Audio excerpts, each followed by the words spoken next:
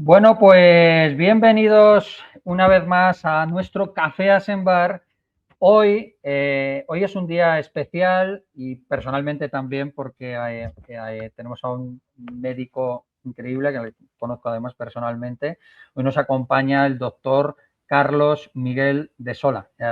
Bienvenido, Carlos. Muchas gracias. Bueno, Bien. voy a hacer, antes de nada, una presentación de tu extenso currículum, un poco de todo lo que haces y por qué estás aquí, ¿no? Vale, no te extiendas mucho porque he trabajado bastante y no quiero aburrir. Y además me gustaría comentar muchas cosas sobre el esófago de Barrett, que creo que son... Genial, genial, genial. Sí, bueno, decir, doctor Carlos es médico especialista del aparato digestivo, doctor en medicina por la Universidad de Granada, con una amplia trayectoria tanto en la sanidad pública como en la sanidad privada. Ha desarrollado buena parte de su carrera en hospitales de referencia en Andalucía, como el Hospital Costa del Sol, el Clínico Universitario de Málaga, el USP de Marbella y Quirón de Marbella. Fue jefe del servicio del aparato digestivo y nutrición, director médico y posteriormente director gerente de distintos hospitales del Grupo SP, actual Quirón Salud. Además, ha participado en el diseño, construcción y puesta en marcha del Hospital Quirón del Campo de Gibraltar, uno de los proyectos sanitarios más relevantes de su etapa profesional, y otros hospitales también, que ahora nos dirá él, ¿vale? En Donde ya, paralelo, donde ya no estoy. donde ya no están, ¿no? Estoy. Y en paralelo a su carrera médica ha desarrollado una importante faceta empresarial como socio fundador de Humanline y presidente del grupo hospitalario Humanline. De hecho, ahora tiene su propia clínica en Sotogrande y, bueno, es uno de los investigadores del laboratorio de Sogene en Málaga, Es de Xenogene. Xenogene. Xenogene, eso es, perdón, de secuenciación de ADN y donde estudian bacterias y estas cosas que nos va a contar también cosas muy, muy interesantes, especializado en enfermedad inflamatoria intestinal, cápsula endoscópica y muchas cosas más que estaríamos horas y horas y horas hablando de su trayectoria, ¿no? Bueno, pues bienvenidos, Carlos. Muchas gracias. Gracias por la presentación. Bueno, pues es un placer estar contigo. Te conozco desde hace mucho tiempo. Y bueno, mi currículum lo único que expresa es que soy un currante de la medicina, ¿vale? Entonces, bueno, la gente que trabajamos mucho, pues de alguna manera nos hemos ganado la facultad, la potestad de poder opinar, ¿eh? Cuando uno trabaja tanto en algo muy concreto y bueno, no hace falta ser muy inteligente para poder sacar por lo menos algunas ideas, algunas observaciones a lo largo de la vida. Y es lo que vamos ahora a compartir. Bueno, tengo que decir que antes de este podcast hemos estado hablando Carlos y yo, me ha estado contando un poco todo lo que nos va a decir, un poco por encima, y creo que nos va a sorprender el punto de vista. Vamos a escuchar cosas que probablemente muchos socios de Asembar, muchos pacientes y muchas personas que nos ven, hasta ahora no las habían escuchado o nadie se lo había dicho. Y realmente creo que hasta ahora va a ser el podcast más interesante que hemos hecho en el Café Asembar. Carlos, voy a ir a una pregunta, la primera pregunta que va a ser muy concreta y muy directa. Desde tu punto de vista, ¿qué es exactamente el esófago de Barrett? Bueno, el esófago de Barrett es como un clásico, ¿no? Como un clásico, es como el café con leche, ¿no? O sea, no, entonces eso está en todas las cafeterías, ¿no? En todos los congresos digestivos, está en todos los libros de aparato digestivo, está el esófago de Barrett, ¿eh? Es una enfermedad descrita sobre la base de lo que llamamos el endobraquiesófago. Es un cambio de la mucosa en el epitelio de la mucosa del esófago distal producido por hasta ahora no se sabe qué, pero que sí conlleva un riesgo de cáncer aumentado y esto es lo que hace que la gente le preste mucho más atención. Desde mi punto de vista, es un fenómeno fronterizo, es un fenómeno fronterizo. Tú sabes que en la frontera pues, es donde se suceden cosas, ¿eh? Igual ocurre en el cuello uterino, ¿verdad? O en la zona de unión anorrectal o entre la faringe y el esófago, ¿eh? Es un fenómeno fronterizo donde hay movimiento de células, ¿eh? La frontera entre el estómago y el esófago no es siempre la misma, oscila un poquito. Y cuando oscila, eso indica que hay división celular. Y cuando hay división celular, te está diciendo que esa célula puede enfermar. Porque el ADN de las células es muy difícil de deteriorar, salvo cuando la célula está en división. Y eso ocurre en algunos tejidos del cuerpo, concretamente en la unión entre esófago y estómago. Pero además de ser un fenómeno fronterizo, el esófago de Barrett es una enfermedad interesante por dos aspectos. Un aspecto novedoso y otro aspecto triste. ¿Cuál es el aspecto triste? Que sigue siendo la misma enfermedad que cuando la describió el señor Barrett. O sea, no se ha avanzado nada.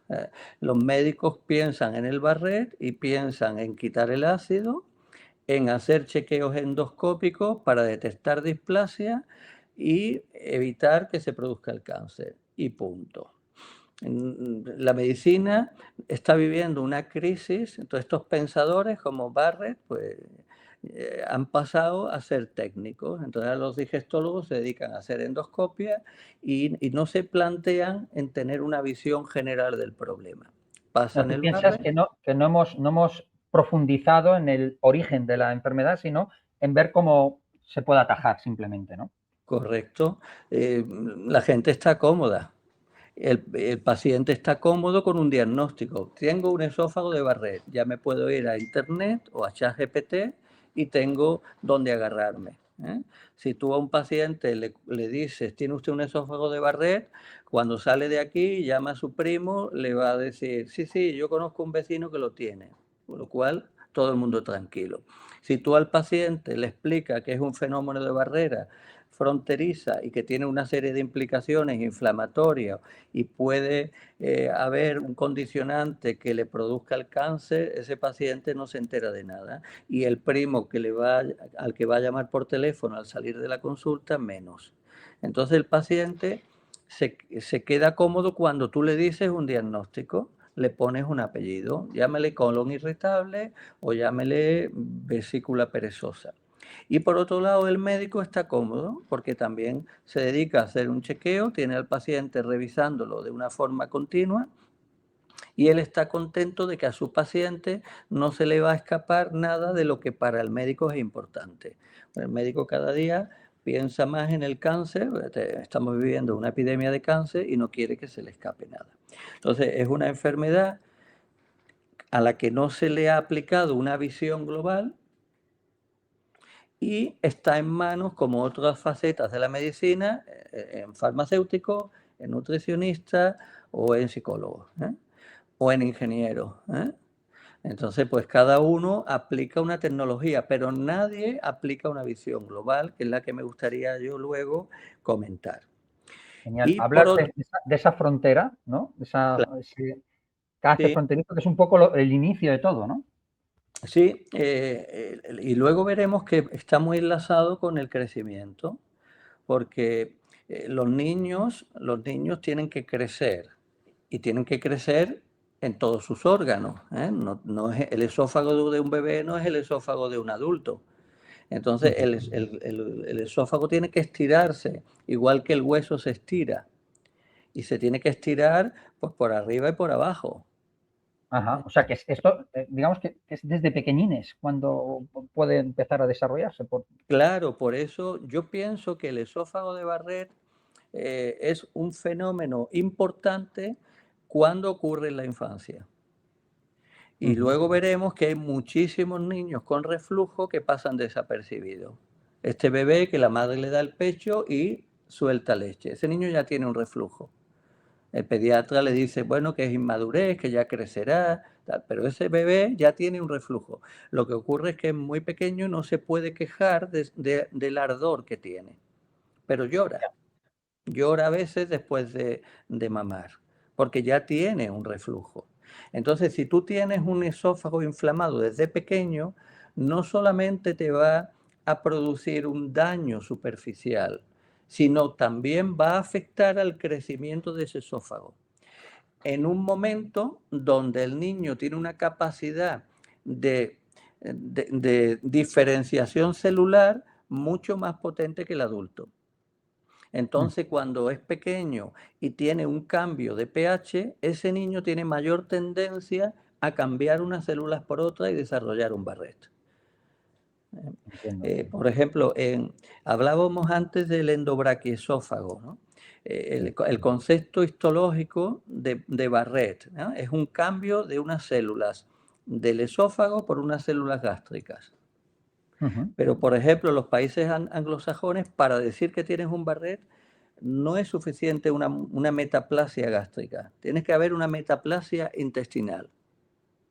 Vale. Entonces, eso ya te está diciendo algo. Te está diciendo algo. Vamos a ver. Yo entiendo que si hay acidez, el esófago se convierta en estómago, pero que haga una metaplasia intestinal y se convierta en intestino, ya no me cuadra tanto con la teoría del ácido. Entiendo. ¿De acuerdo? Simplemente que el ácido con la edad adulta sí que se convierte en un fenómeno de agresión. ¿Y el ácido es el único culpable? No, no es el único culpable. Clásicamente los médicos teníamos la idea de que había dos culpables, el ácido y el reflujo, o sea, la incapacidad del esfínter esofágico inferior para evitar que refluya el contenido gástrico. Cuando hacemos la digestión, refluye la cantidad de alimentos que están haciendo la digestión en el estómago, alguna de esa cantidad, el estómago es como una lavadora y hace como un pequeño centrifugado, aumenta la presión, a veces la presión aumenta muchísimo y eso se llama vómito. Ya. Pero cuando hay pequeños aumentos de presión y sobre todo en determinados momentos del día, pues refluye parte de alimento hacia atrás. Entonces el médico piensa el ácido y el reflujo y le echa las culpas a la incompetencia del cardia, del esfínter esofágico inferior y al ácido. Te da procinético, te da antiácido. Y te dice que pongas una almohada o unos tacos en la cabecera de la cama para levantar el cuerpo y evitar el reflujo. Pero hay un tercer factor que ha pasado desapercibido desde Barrett a la actualidad, que es la inflamación del estómago. ¿Vale? El estómago, lógicamente, se va a encontrar, igual que la garganta, el esófago, el estómago se encuentra el alimento. Y se encuentra no solamente el alimento, sino todo lo que puede entrar por la boca. Desde polen, desde gluten, el famoso alergeno, o proinflamatorio, los microbios. De hecho, el estómago tiene ácido precisamente para eliminar las bacterias. Pero todo lo que nos entra por la boca es susceptible de generar inflamación. Pero el estómago es un órgano muy dinámico, que está constantemente destruyéndose y volviéndose a fabricar. Fabricamos un estómago nuevo cada varios meses, porque nos comemos nuestro propio estómago. ¿Vale? Pero el estómago se inflama. ¿Y con qué se inflama? Pues se inflama muy fácil con la transmisión de microbios que vienen de los alimentos. Nosotros clásicamente, bueno, pues vivíamos en aldeas pequeñas y comíamos alimentos y nos relacionábamos con gente de esa zona. En la medida que vamos a comprar a los supermercados, en una cesta de la compra, nosotros tenemos alimentos de medio mundo. Y nos hemos tragado microbios de un montón de sitios, a los cuales generalmente no tenemos siempre una inmunidad. Entonces, hay un fenómeno inflamatorio producido por los alimentos. No te digo ya si los alimentos son de origen animal. Y no te cuento si los animales están enfermos. ¿Vale? Entonces, como decía antes, los médicos ahora mismo nos hemos quedado en el sota, caballo y rey. Somos funcionarios de lujo que nos vamos a la huelga porque queremos más Pero por otro lado, lo que estamos reclamando es ser obrero. Queremos pagas extras, queremos horas extras, etcétera, etcétera. En lugar de decir, no, mire usted, yo tengo capacidad para gestionar mi parte del hospital. Ujú. Yo me arriesgo, puedo ganar más dinero o menos dinero. Tú coges un equipo médico y que lleve el aparato digestivo de tu pueblo. Y llega a un acuerdo con el gerente y dice, mire usted, yo voy a invertir, voy a tener un equipo y si hago las cosas bien me irán mejor. Y si las hago mal me irá peor, porque el médico es un profesional liberal. Pero sin embargo el médico se ha convertido en un funcionario. Es un horario y ahora, por ejemplo, las plazas MIR, pues han cogido dermatología y han cogido pues medicina estética, etcétera, o plástica. ¿Por qué? Porque el médico quiere ganar dinero, pero por otro lado quiere ser un funcionario. Es una contradicción. Tú lo que dices, Carlos, es que, bueno, sabemos que eres diferente y que investigas y que tal. De hecho, ahora nos acabas de dar luz con otro punto de vista, sobre todo con el tema de las infecciones, lo que decías, de esa inflamación del estómago, que Claro, yo no lo yo había no soy, escuchado nunca. pero no soy diferente. Yo soy médico. Sí, sí, por supuesto, por supuesto. Entonces, soy médico y veo al paciente en su globalidad y veo mi profesión en la globalidad. Ujú. Entiendo. ¿De acuerdo? Esa inflamación puede ser, bajo tu punto de vista, lo que esté provocando que hoy en día haya un aumento o parece que hay un aumento, no sé si es porque hay más diagnósticos o porque hay una mala alimentación o porque no hay un seguimiento de esto, de casos de esófago de Barrett a nivel mundial. El esófago de Barrett está aumentando porque está aumentando el reflujo. Y está aumentando el reflujo y cada vez ocurre en niños más pequeños porque está aumentando el proceso inflamatorio producido por la alimentación. Porque genéticamente las hernias de hiato son similares, genéticamente la producción de ácido es similar. Lo que está cambiando es la alimentación que genera inflamación, aumenta el reflujo de una forma más agresiva y más precoz. Entiendo. ¿De acuerdo? Decías antes que todo lo que entra por la boca inflama o puede llegar a inflamar el estómago porque no estamos preparados. Uh-huh. Eh, ¿Eso también es por la globalización? Es decir, porque nos llegan productos de diferentes zonas, porque viajamos más, porque nos relacionamos más. ¿Puede ser Bien, también esa hay, causa? hay, hay varios motivos. Uno de ellos es la globalización. Viajamos, nos movemos, compramos alimentos de temporada y de no temporada todo el año. Y además de diferentes países.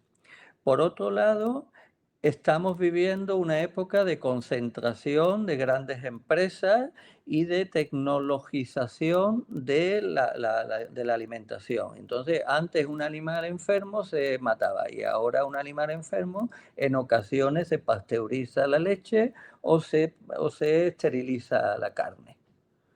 Entonces, esto genera procesos inflamatorios que al final inducen un mayor reflujo. Cuando un niño tiene el estómago inflamado, la digestión es más lenta.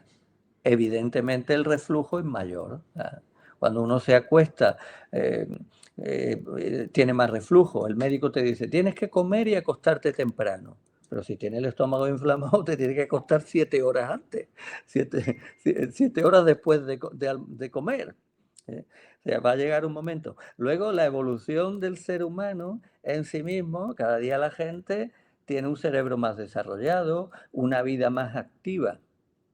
Eso quiere decir que tiene que comer más, Ujú. tiene que comer más cantidad, porque un perrito le das de comer y está dando vueltas por el jardín todo el día, con 4 huesos, pero a un ser humano le tienes que dar desayuno, almuerzo, pensión completa.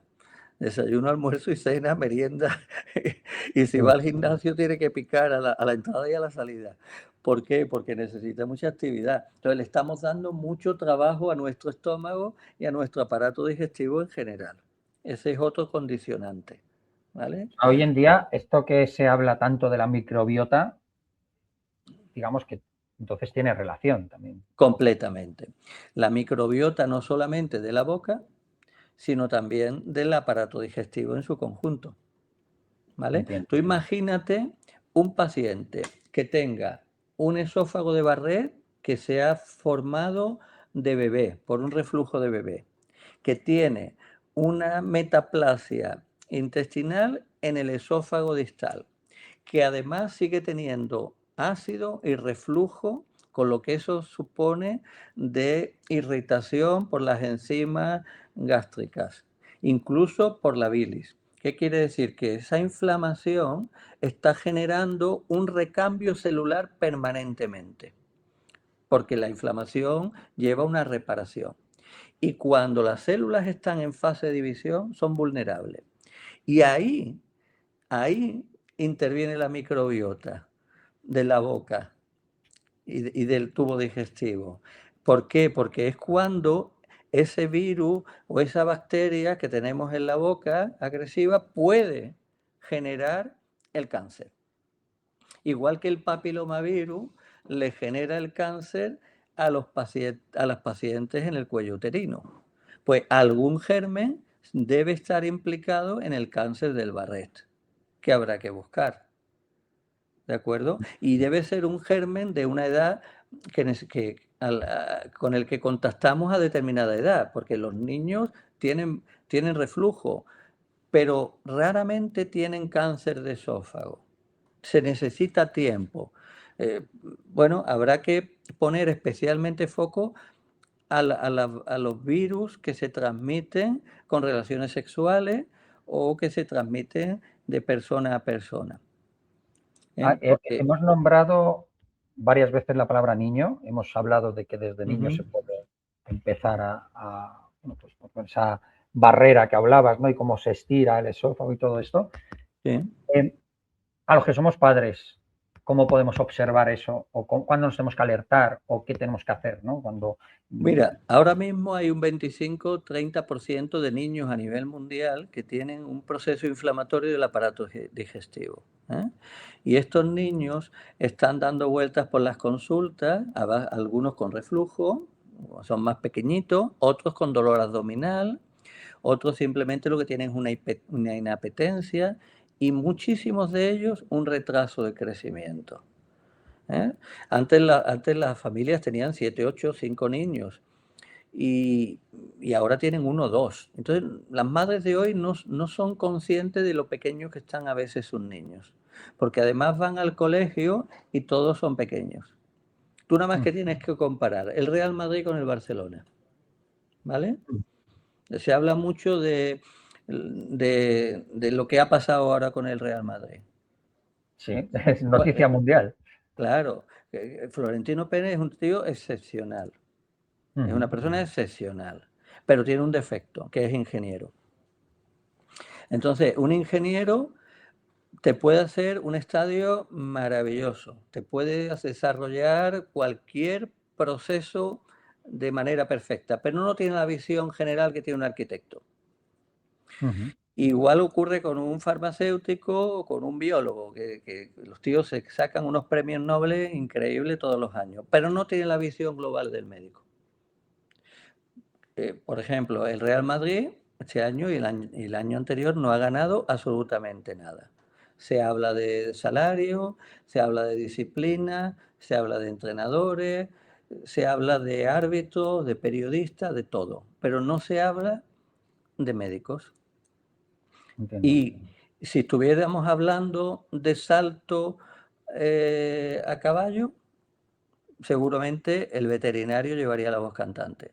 Pero ¿quién es el artífice del fútbol? Un ser humano. Y el médico no pinta nada. Sí, los futbolistas Fíjate, son unas máquinas que tienes que engrasarlas y arreglarlas, ¿no? claro, pero Florentino es capaz de gastarse 200 millones en un jugador, pero no se gasta ni un duro en un médico. Me apuesto lo que sea que la publicidad de la empresa que lleva a los médicos del hospital le da a los médicos gratis. Ya. Es muy Sí, sí, probable. entiendo. Así nos va a los médicos. Así nos Entiendo. va. Entonces, cuando Florentino eso lo entienda, se dará cuenta que sus jugadores se están lesionando de una manera exponencial. Hace 20 años se rompían los ligamentos de la rodilla un jugador en toda la Liga Española y ahora en un equipo se lesionan los ligamentos 5, 6 o 7. Y eso condiciona al jugador, porque si el jugador se ha roto un ligamento o el menisco, tiene miedo a forzar. Y en una competición como es la actual, que necesitas tener el 100%, un equipo de fútbol con un poquito menos de calidad, pero que pelee más y que vaya por todas, te va a ganar el partido. Entonces, hay un problema médico que condiciona un tema de actitud.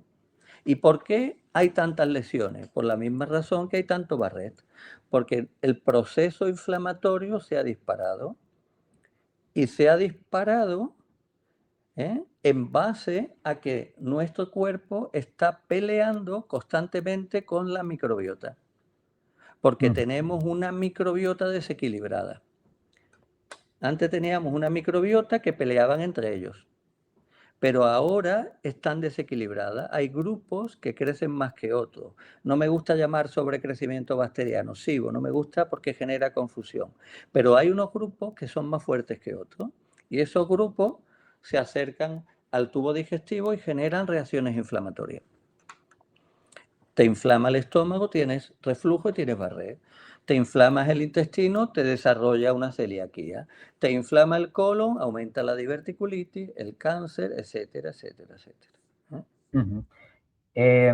Carlos, te iba a preguntar una cosa. Nosotros, cuando nos diagnostican Barrett, bueno, no voy a hablar de todo el proceso porque eso lo hemos tratado en muchos cafés en bar, pero bueno, lo que decías tú antes, recibimos una serie de recomendaciones, ¿no? La primera de todas es un tratamiento de Nexium, omeprazol, esomeprazol. En muchos casos incluso ya son pacientes que ya venían tomando omeprazol, como era mi caso, ¿no?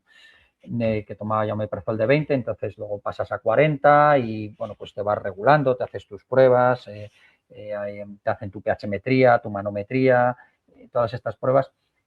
¿Qué opinión tienes o crees que ese enfoque es correcto? Es decir,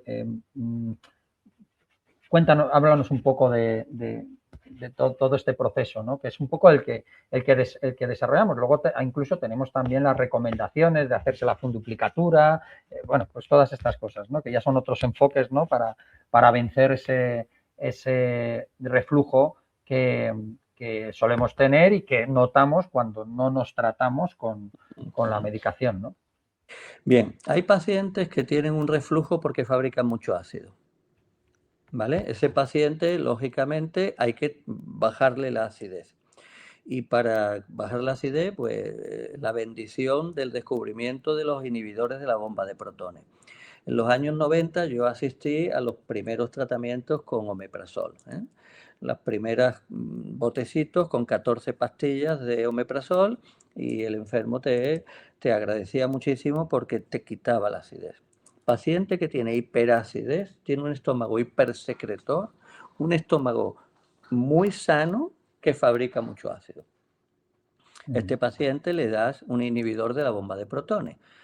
Llámale omeprazol, llámale isomeprazol, el que sea, porque son equivalentes. Fíjate si son equivalentes, que nos han vendido el esomeprazol como que es mucho mejor y lo venden más caro y la gente se ha convencido de eso y sin embargo nadie se ha dado cuenta que es que te lo ponen a doble dosis.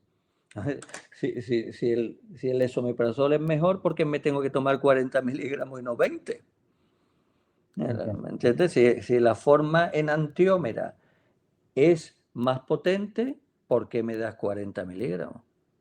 Porque me estás engañando. Me has hecho una operación de marketing para cobrarme más caro porque ya la patente del omeprazol había terminado y ya los genéricos podían vender omeprazol. ¿Vale? Pero eso es un poco la torpeza del sistema médico, que ve la literatura científica y lo que está publicado le parece perfecto. Pero bueno, da igual, omeprazol, esomeprazol, lansoprazol, Cada uno tiene una dosis y hay pacientes que le sienta mejor uno que otro. Hay pacientes que tienen una forma de secretar ácido por el estómago diferente, ¿vale? El tema de receptores de la histamina, los receptores de la histamina o pacientes que fabrican mucha histamina de alguna manera y eso le afecta también a sus receptores gástricos. Entonces ahí el médico tiene que afinar un poquito al conocer a su paciente y a lo mejor es necesario combinar medicamentos o añadir un antihistamínico, ¿no? Un anti-H2, porque tiene una inducción de acidez gástrica de rebote porque tiene mucha histamina dando vuelta por su cuerpo, ¿vale? Acidez, antiácido. Pero hay pacientes que lo que tienen es un reflujo no ácido, sino biliar.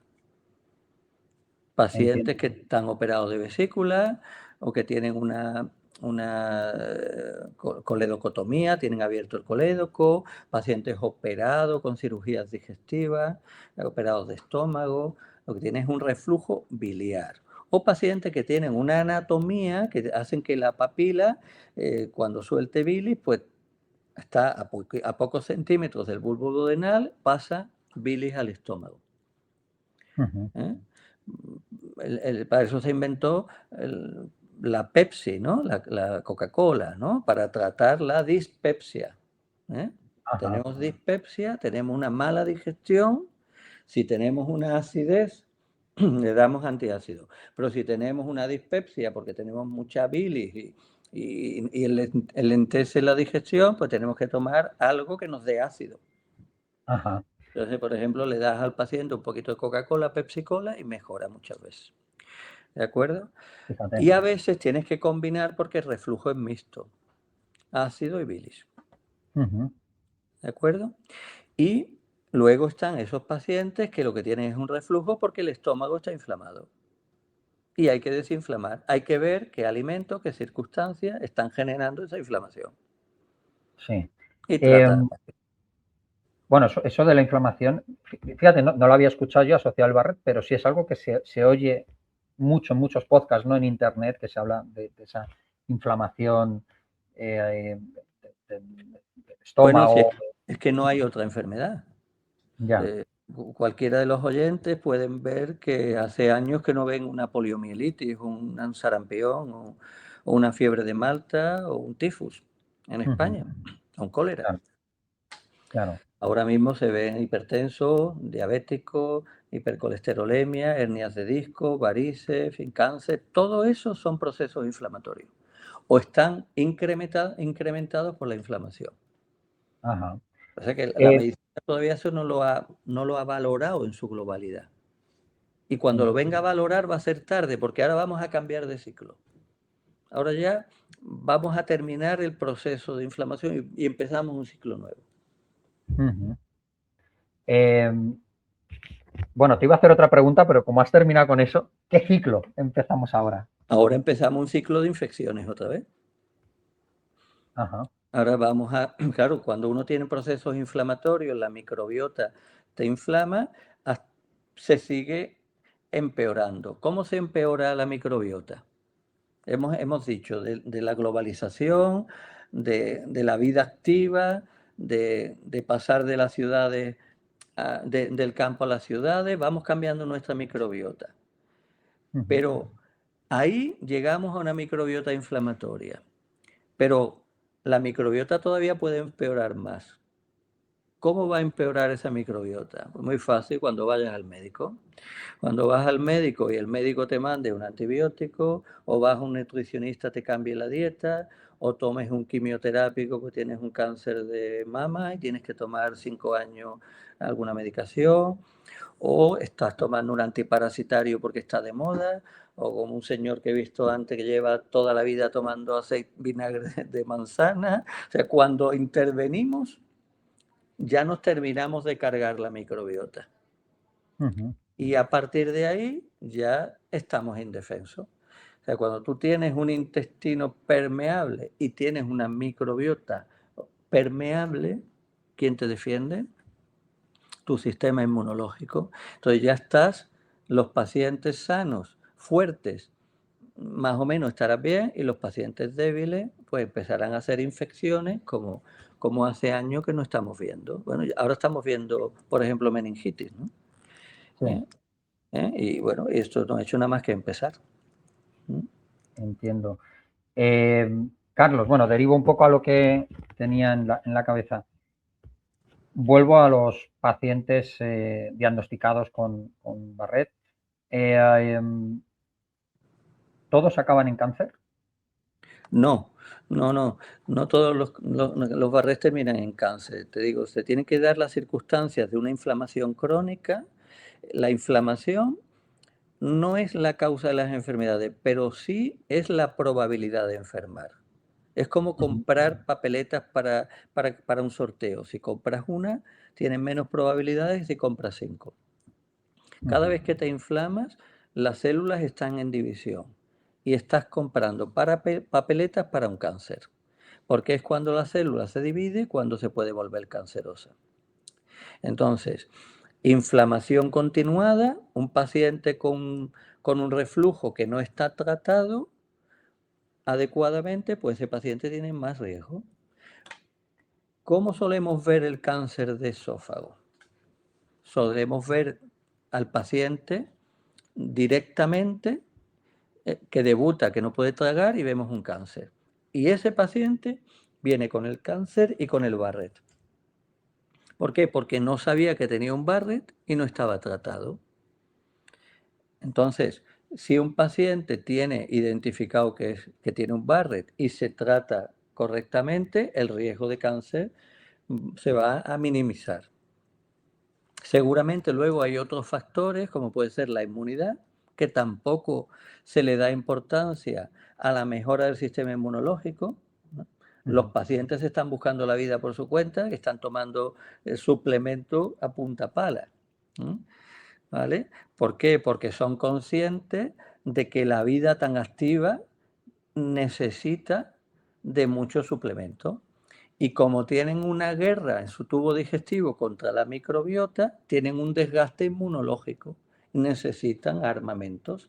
Y para fabricar armas necesitan aminoácidos especiales, vitaminas, minerales y productos que son difíciles de encontrar en una dieta normal.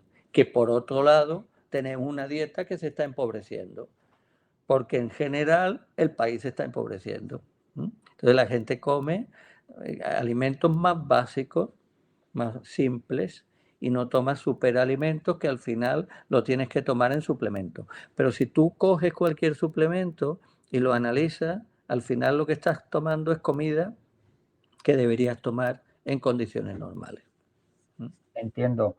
¿Qué influencia tiene todo esto? Porque muchos de los que estamos diagnosticados siempre ves hernia de hiato.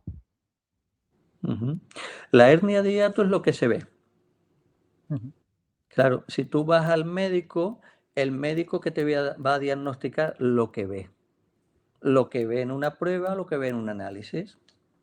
Si no lo ve, no le va a dar importancia, ¿vale? Entiendo. Tú puedes ir a un dermatólogo y el dermatólogo ve una cosa y otro ve otra. Ujú. Entonces, el ojo médico es muy importante, ¿vale? Entonces, ¿qué ve el médico? La hernia de hiato, porque hace bulto. Hernia de hiato, ¿qué significa? Que el estómago sea herniado por el hiato del esófago. En medicina, hiato significa boquete.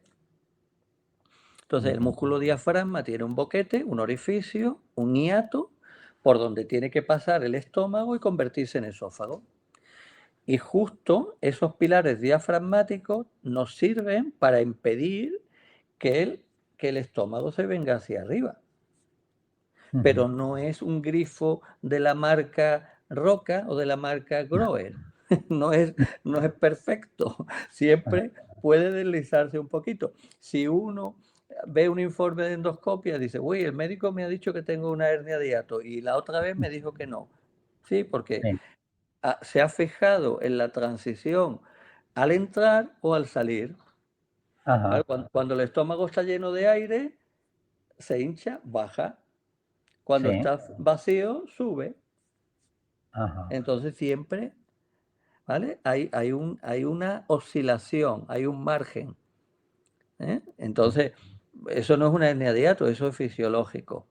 Ahora, cuando los pilares del diafragma ceden, Ujú. entonces se cuela gran parte del estómago hacia arriba. Eso es otra cosa. Eso es el equivalente a una hernia inguinal o una hernia umbilical. O un Ajá. paciente que se opera del abdomen y ceden los puntos y hace lo que se llama una eventración. Ujú. Es el mismo mecanismo por el que se produce una hernia de disco.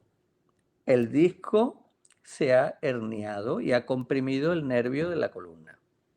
O Ajá. el mismo mecanismo de un divertículo de colon. En el fondo, ¿de qué estamos hablando?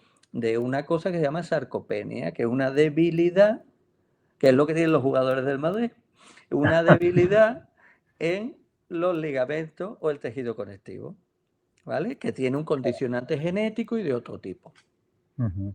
¿vale? Entonces hay pacientes que tienen hernias y tienen reflujo, y hay pacientes que tienen hernias y no tienen reflujo, pero les genera una incomodidad. Es otro tema. Pero Claro. como el médico ve la hernia, pues piensa que la hernia es la causa del reflujo. No siempre. No siempre, ¿no?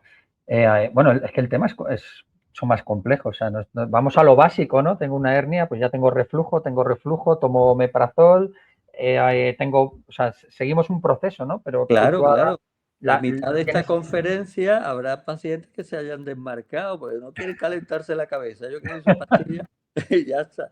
Igual que antiguamente iban al médico y decían, no, mire usted, no me dé usted pastilla, a mí me lo pone usted inyectable, me pone una ya. inyección. Y punto.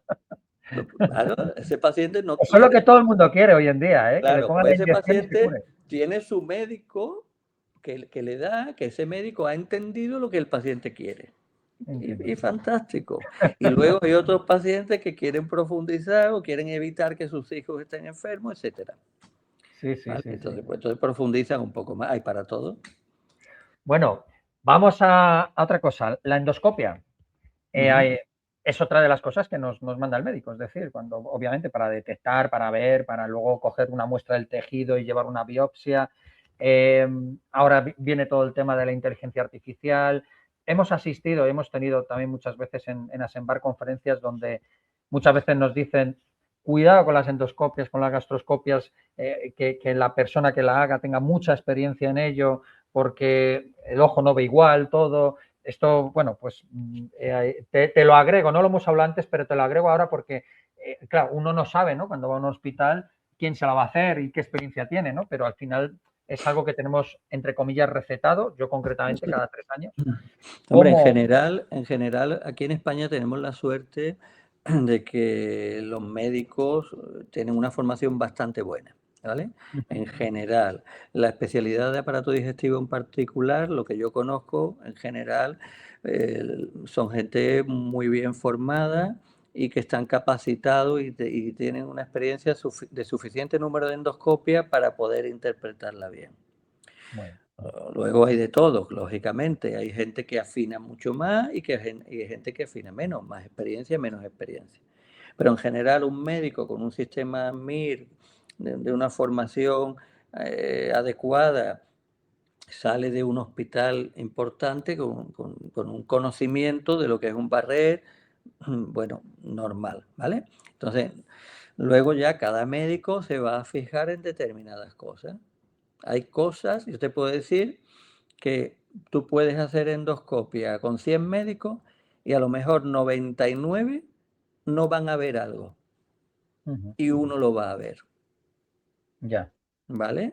Eso ocurre así. Pero el problema es que los 99 no lo van a ver porque no conocen. O sea, cuando España descubrió América, no lo descubrieron 5 millones de personas, lo descubrió un tío. Lo descubrió uno. sí, Y Galileo era uno, ¿vale? Al principio alguien se tiene que fijar y ujú, te dice, esto es por esto. sí, Por ejemplo, el Helicobacter, que si quieres comentamos. En los años 90 la gente se operaba de estómago por milenios, por miles de personas. Se operaban por úlceras de estómago. Y nadie sabía lo que era el Helicobacter hasta que un par de señores en Australia descubrieron una bacteria y la dieron a conocer. Bueno, pues al día siguiente todos los médicos del mundo veían la bacteria. Y sin embargo se habían tirado años haciendo endoscopia, viendo biopsia, operando estómago, analizando biopsias de estómagos operados y no la veían. Y cuando un señor de Australia dijo que existía el Helicobacter, al día siguiente lo veía todo el mundo. ¿Vale? Es como si tú miras al cielo y dices, ¿ves el cometa Halley? Yo no veo nada. Te lo explican, lo ves. Sí. Pues todavía cosas de este tipo pasan a diario y muy poca gente lo ve. ¿Vale? Cuando a veces vemos algo, hacemos un informe, llegan a los hospitales e incluso a veces hasta te critican. Ya. Porque ellos no lo ven. Lo que nos falta ahora mismo es un poco de humildad para aprender. Tenemos humildad para aprender técnicas, pero no tenemos humildad para aprender medicina, para sentarnos al lado de un compañero y compartir información.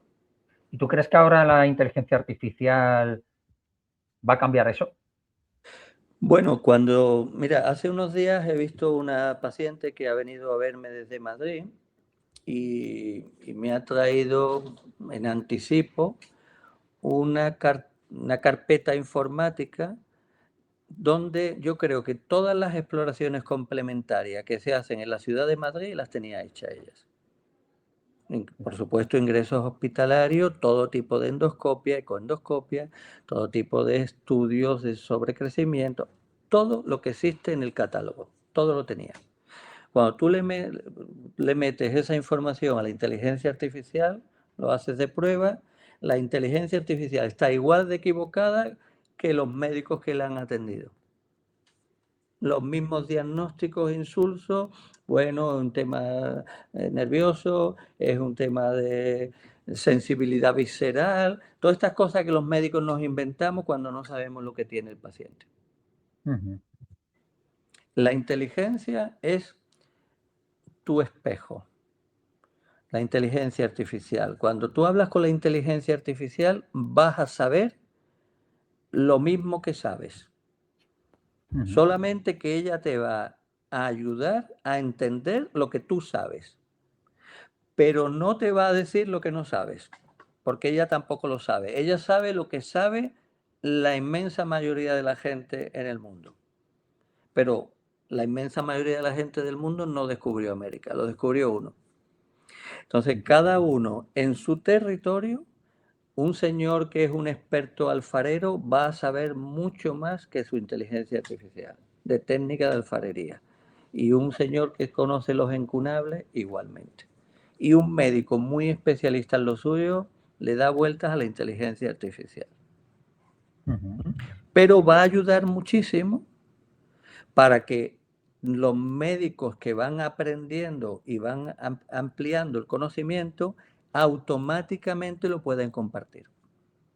Ese Bueno, señor nos que decían a lo sabe ver, mejor, ¿sí? Sí, perdón que te corte, Carlos, digo, en una endoscopia, ¿no? Cuando te meten esa cámara, sí pueden tener, ¿no? Ciertos contrastes, ¿no? Para ver, Sí, bueno, la puede detectar mejor que los humanos. cromatoscopia, sí, una endoscopia de alta resolución es casi como una biopsia realmente.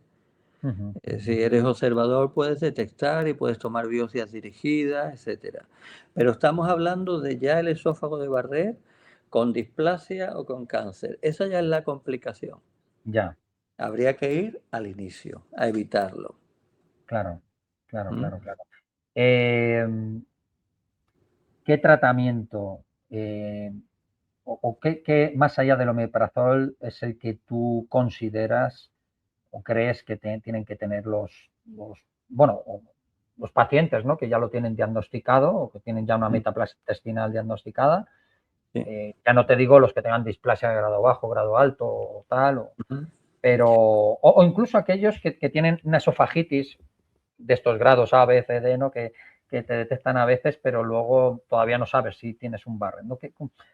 No sé si son diferentes enfoques según el tipo de estado, ¿no? Pero yo lo digo un poco por el estado en el cual nos contactan a nosotros, a la asociación o pacientes y tal que han pasado por todos esos grados y realmente muchas veces no lo hemos sabido o no lo han sabido enfocar o no se le ha dado la importancia cuando tienes una esofagitis y luego ha evolucionado y ya es cuando te asustas, ¿no? Cuando ya te han dicho, no, ahora tienes Barrett, ¿no? Pero más allá del omeprazol, ¿qué es lo que crees que... El paciente que tiene un Barrett tiene que frenar ese proceso inflamatorio. Y frenar el proceso inflamatorio es evitando el reflujo. Y evitando el reflujo y mejorando la calidad del reflujo. Como hemos dicho antes, si es ácido, si es bilis o si es una mezcla de ácido y bilis. Y para evitar el reflujo, tienes que tomar la medicación.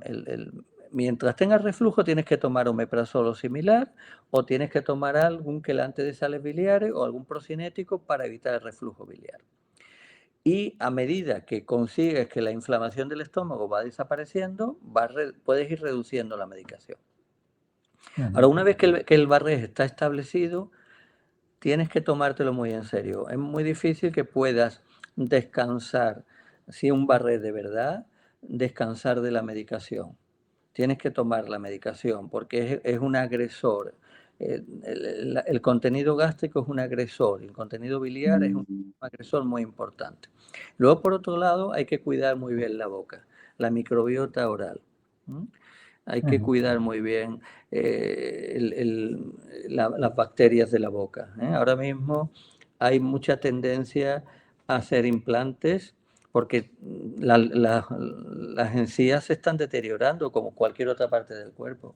Entonces la gente va teniendo implantes cada vez más y bueno, y es un foco también infeccioso, ¿no? Entonces hay que cuidar muy bien la boca, hay que evitar la inflamación y hay que tomar omeprazol cuando el reflujo es ácido, hay que controlar la bilis cuando es biliar o ambas cosas. Y vigilarse. Una vez que el Barrés está iniciado, sí que, por cierto, hay que vigilarlo. Y cuando consigamos que el Barrés desaparezca, en algunos casos, pues entonces podemos estar más tranquilos. Pero la vigilancia, eso no ha pasado de moda. Ya. Se me venía un poco a la cabeza, ¿no? Estos casos, ¿no? Que le detectan Barrett, luego le dicen que no tiene, luego que sí, porque le hacen mejor el endoscopia. Eso, bueno, yo lo he preguntado muchas veces, se sabe que el Barrett, nos dicen, ¿no? No se cura, no tiene esa posibilidad, pero Pero puede ser un mal diagnóstico. la línea Z, se llama Z, la transición entre esófago y estómago, por la forma quebrada que tiene, ¿no? Y no es perfecta.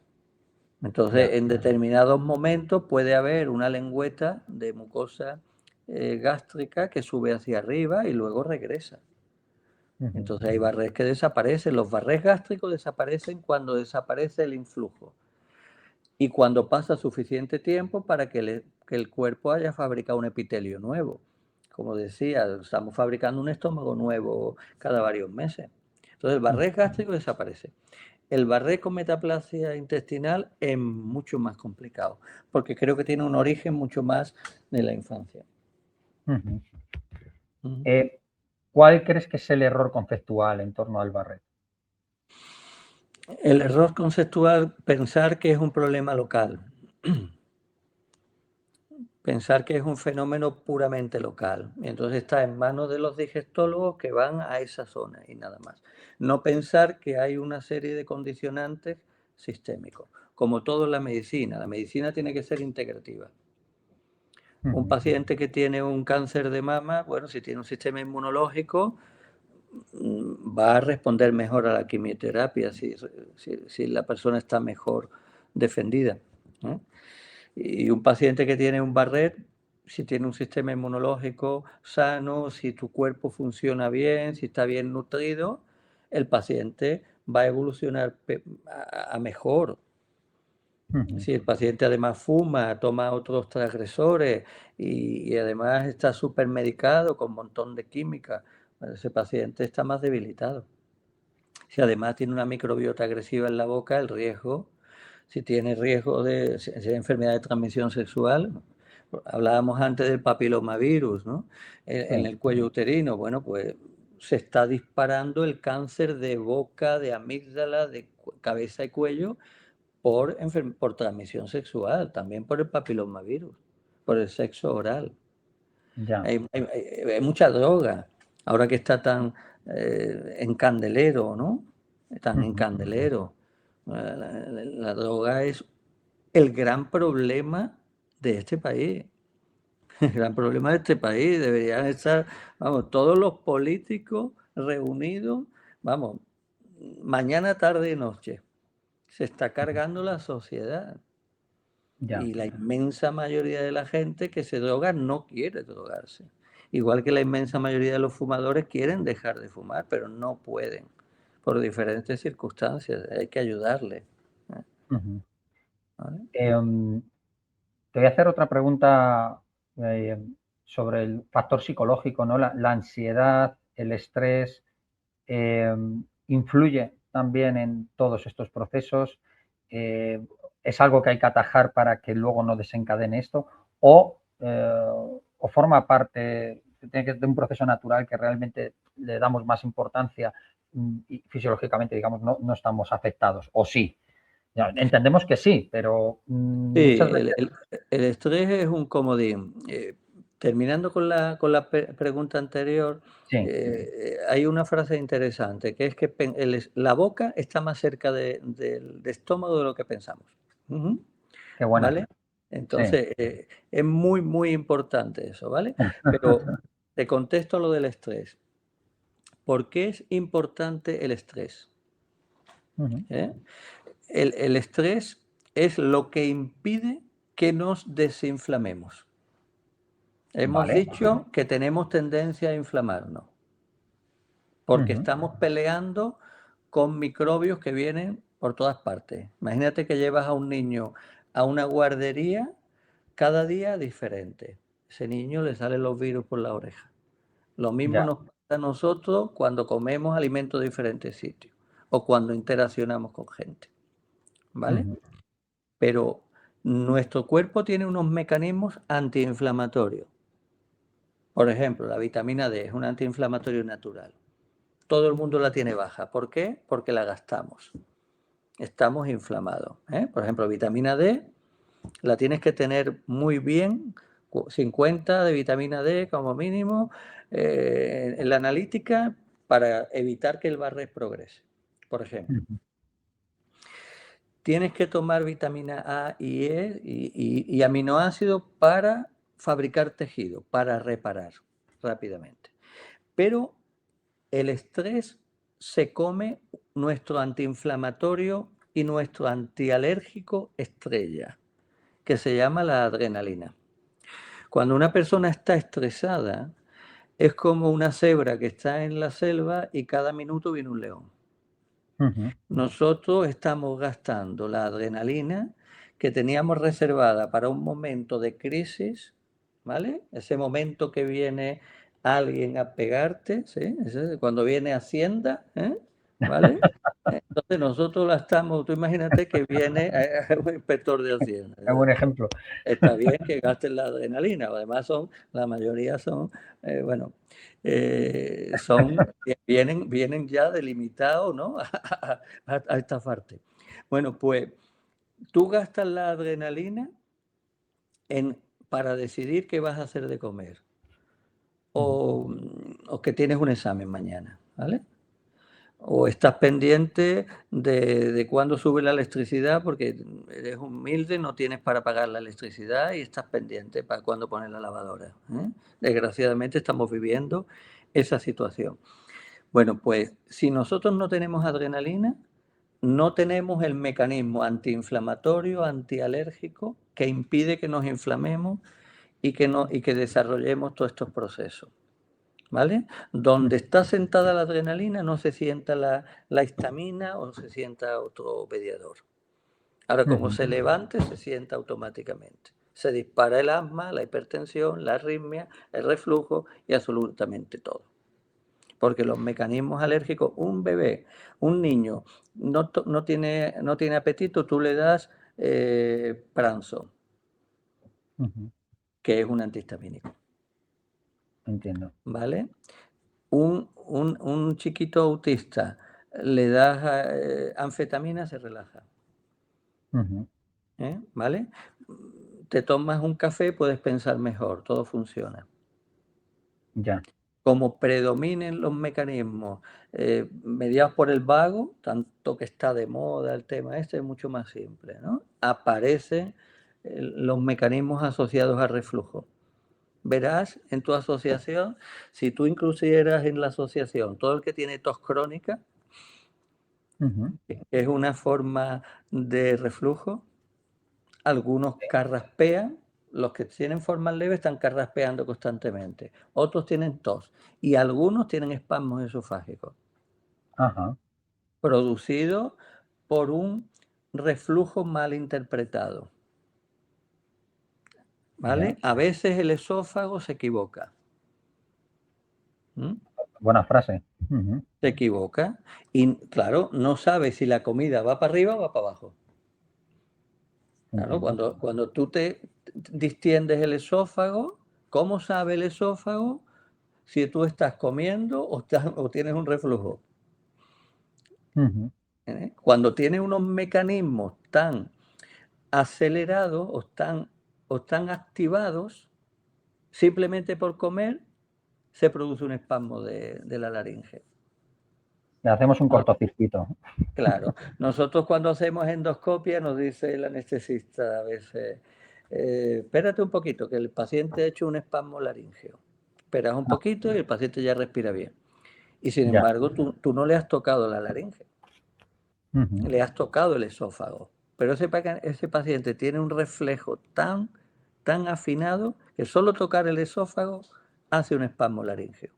Le da tos o dificultad respirar. Sí, sí, sí, sí, sí. ¿Vale? Esos mecanismos se ponen más de manifiesto cuando nos falta adrenalina. Ajá. Quiere Entiendo. decir que cuando estamos estresados. Ujú. Entonces tú le das a un paciente un ansiolítico para controlarte la ansiedad y no es porque el señor esté loco ni tenga ninguna enfermedad mental, sino porque necesita que no gaste la adrenalina. Claro.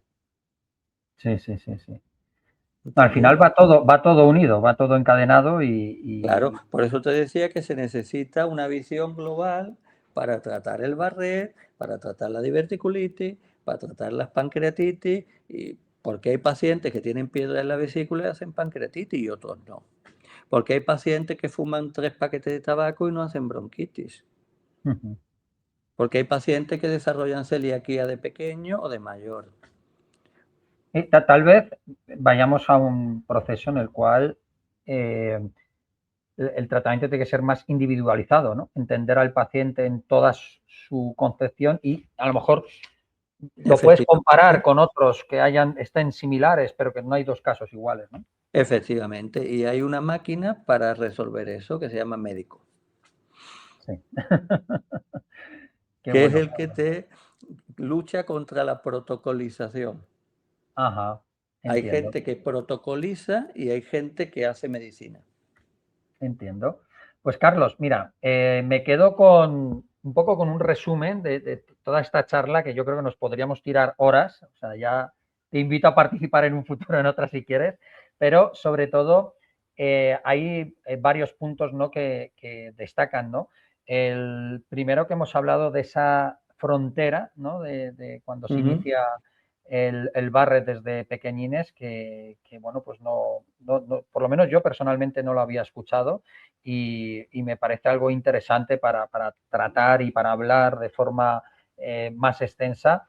Y el tercer factor, que tampoco lo había escuchado, ¿no? Que era el de la inflamación, ¿no? Del estómago y cómo influye luego también para lo que es todo el tema del estómago. Y bueno, luego hay un tercer punto que decías tú de esa visión global paciente a paciente sobre en aquello que oye, ¿por qué ha desencadenado esto en un esófago de Barrett? ¿No? La verdad es que son tres cuestiones que pues, yo seguramente a todo el mundo que nos esté escuchando, pues de qué pensar. Si te parece, te voy a hacer ya una última pregunta, un poco para cerrar y para cerrar esta conversación, que yo ya digo que me tiraría horas, es sobre qué aconsejas pues a médicos y pacientes, ¿no? Aquello que tú les dirías, qué mensaje final tendrías.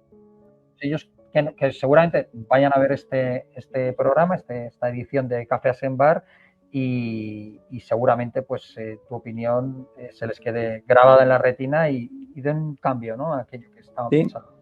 la primera parte de esta intervención no se te ha oído bien. Parecía que sonaba algún teléfono Ah, o alguna vale. cosa. Sí, te repito, es que igual, como he puesto una música de fondo, igual es por Sí, eso. sí, sí. Entonces, me decías que qué le puedo aconsejar a los médicos, a los pacientes en Eso general, ¿no? eso. Bueno, yo les pediría que entiendan que están viviendo una guerra contra las bacterias, ¿no? Entonces, las bacterias tienen un arma secreta que es que se dividen con mucha rapidez. Entonces, al dividirse pueden progresar, ahí van mutando y se van adaptando a todo. Y nuestra arma secreta es la inteligencia. Entonces, nosotros, los médicos, los pacientes, tenemos que utilizar la inteligencia y tenemos que hacer como hacen los chinos. Cada cierto tiempo replantearnos todo. Es lo que yo he hecho, por ejemplo, ahora que he escrito un libro sobre microbiota, pues me he replanteado todo. Todo es falso hasta que se demuestre lo contrario. O nada es verdad hasta que en principio. Entonces hay que replantearse enfermedades como el Parkinson, como el Barré, como la diverticulitis, que siguen estando exactamente igual que cuando se describieron. La enfermedad de Crohn. No, mire usted tiene una inflamación para toda la vida y ahí se queda. ¿Vale? Tiene usted un colon irritable. No. Hay que replantearse porque hoy día hay conocimiento para poder entender prácticamente todo. Y yo lo que recomendaría es trabajar en equipo. Yo aprendo mucho cuando hablo con nutricionistas, con farmacéuticos, con biólogos, con casi todos los profesionales te van a aportar algo. Y es necesario intercambiar información y ver las cosas en perspectiva. Y ver al paciente de Barrett como un paciente, no como un esófago. Doctor, ha hablado del libro. ¿Dónde se puede adquirir ese libro? Ya No, aprovecho, no, no lo conocía, ¿eh? no lo he publicado. No Ah, lo he vale, vale, publicado. vale. Yo escribo libros para mí, para entender las cosas. Por Sí. ejemplo, tengo uno escrito desde el 2016, se llama El juego de las enfermedades, 2017, para entender las cosas y poco a poco voy contando. Es posible que el de la microbiota, si tengo tiempo, lo publique, ¿no? Pero Genial. no está publicado. Es una clasificación que he hecho sobre la microbiota humana, que he definido una serie de grupos que me permiten entender lo que está pasando y cómo tratar a cada paciente. Ajá, Cuando hay algo que no termino de entender, me pongo a analizarlo. ajá. Y lo que hago es aplicar la lógica a mi experiencia. Ujú. Si algo que no me cuadra, malo. Ya. Bueno, pues está bien. Doctor Carlos de Sola, ha sido un placer enorme poder contar contigo en este Café Asembar. Lo hubiera hecho en directo y hubiéramos tenido comentarios masivos y preguntas masivas, pero este formato de café está hecho para ser grabado y emitido. De hecho, eh, estamos grabando justo antes del Día Mundial del Barret, que será este próximo sábado, y cuando esto se vea, pues habrá pasado, pero ya unos pequeños días. Y bueno, pues la verdad es que pues yo creo que nos has iluminado en muchas cuestiones. Es un punto de vista también que no estamos acostumbrados a escuchar, muchas cosas sí, pero hay otras que nos has aportado que son completamente nuevas o novedosas. y bueno, pues estoy seguro que suscitará muchas dudas y muchas preguntas, así que bueno, te invito a participar en un futuro más adelante. En otra ocasión podemos hacer un directo si quieres. La cosa es que los pacientes, lógicamente, lo que quieren es soluciones concretas y quieren Claro, soluciones estándares, ¿no? El WhatsApp hace mucho daño, ¿no? Porque es como si yo ahora le mando un WhatsApp a un arquitecto y le digo, mira, ¿dónde pongo la viga maestra que estoy aquí, que se me ha ocurrido tirar el cuarto de baño y quiero unirla al salón, ¿no? Entonces me va a decir, no, usted está equivocado, ¿no? Pues sin embargo, los pacientes tienen la osadía o la confianza o la ilusión o confían tanto en nosotros que a veces piensan que simplemente con un comentario nosotros podemos resolver un problema. A entiendo. veces lo hacemos, que es el problema. Todos los médicos estamos, yo creo que la medicina está en manos de gente muy, muy capacitada y nos brindamos a eso. Pero no me gusta dar soluciones generales porque puede crear también malos entendidos. Entiendo. Pues bueno, nos quedamos con esa frase, finalizamos esta emisión y de nuevo darte las gracias Ujú. y nos vemos. Muchísimas gracias, don Gracias Carlos. a ti, Iván. Un abrazo. Hasta Hasta luego. luego.